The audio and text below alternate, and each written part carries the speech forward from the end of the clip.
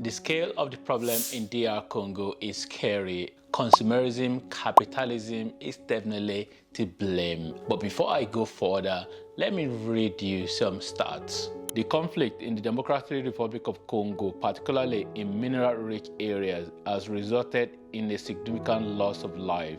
Reports indicate that approximately 5.4 million people have died in the DR Congo due to conflict since 1998.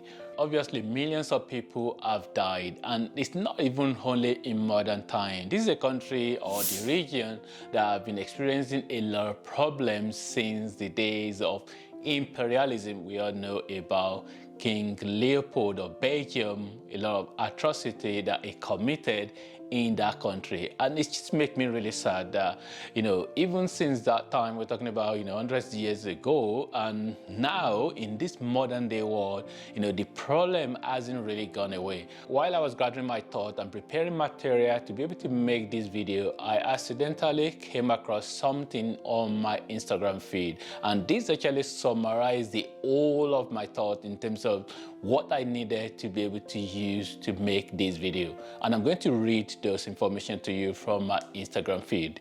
Richest country but poorest nation. Here is how the DR Congo is being looted. With likely untapped resources worth 24, trillion, I don't even know what this one is, but I know something in trillions of dollars. DR Congo is the most resource-rich country worldwide.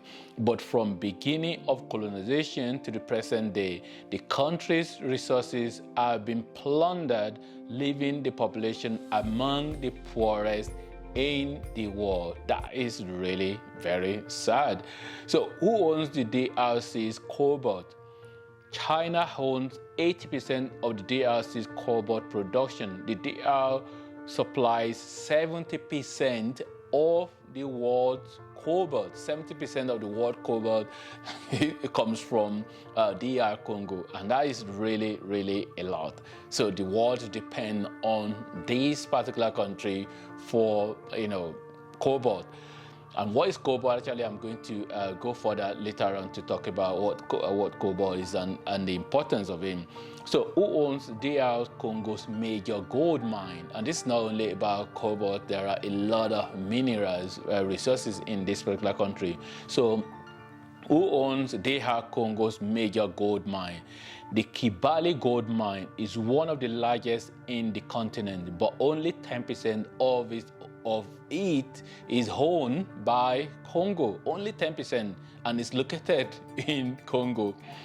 The rest is shared between the Canadian company Barrick Gold Corporation and other multinationals with notorious shareholders such as BlackRock Inc. or Van Eck Associate Corporation. And then you can see this particular, almost like a donut chart, which shows DR Congo state-owned is that black area, and then the foreign company's own is the yellow. So it's going further to the next slide, and then you can see the map of where the gold mine, where some of the mines are located, and you can see those, and then who owns DR's largest mine. So the largest mine in DR Congo. So the DR Congo produces an estimated 70% of the world's cobalt, as we mentioned already, and almost a tenth of the world's copper.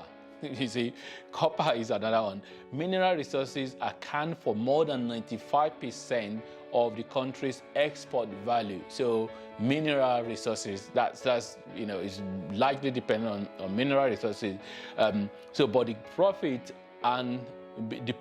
ends in the hands of multinational companies, and this is the story of this country. And when you think about the DR Congo as well, is a massive country. It's really massive in terms of, and then I'm not even going to start talking about the Congo River, how important it is, and also the big massive forest that they have as well, so which they have the land. So and then the next slide is talking about DR's top 5 oil and gas producers. They do have oil and gas as well. Look at how rich this country is. So you see Total, you see Eni, I think they are Italian. You see Chevron Corporation. Well, they have the flag of the home country of this multinational company, and then the Perenco, and then SNPC. So that would be the African. So the country has the second largest oil reserves in Central and Southern Africa. In that region, that area, they have the largest oil reserve. However, the DR does not have a single operating oil refinery and has to import all of its refined oil. How sad is that? It's almost make me remember Nigeria as well, and it's really a sad story. And then there's the next slide that's talking about DR Congo's export dominated by mineral resources, and then you can see the pie chart that shows refined copper 49.8%, cobalt 23.4%, copper hull 6.8%, crude oil 5.7%, and diamond. They do have diamond as well.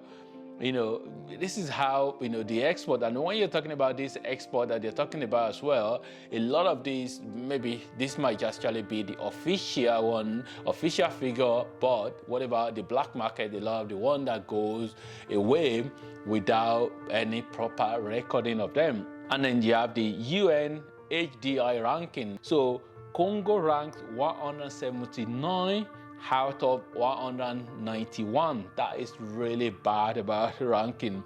So they ranked this on the United Nations Human Development Index, with over 8% of its population suffering poverty.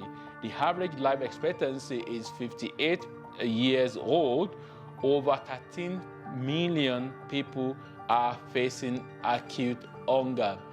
You see, this is really a sad story, really. And when you look at, there's a map as well, where I actually saw the map of, I look at, okay, there have been a lot of conflict in this country, and then a lot of resources has been looted as well. So where is the location of most of the conflict that happened, and then where is the location of the raw materials? And then you can actually see from the map that, where raw materials are located, these are the areas as well where a lot of conflict has been happening.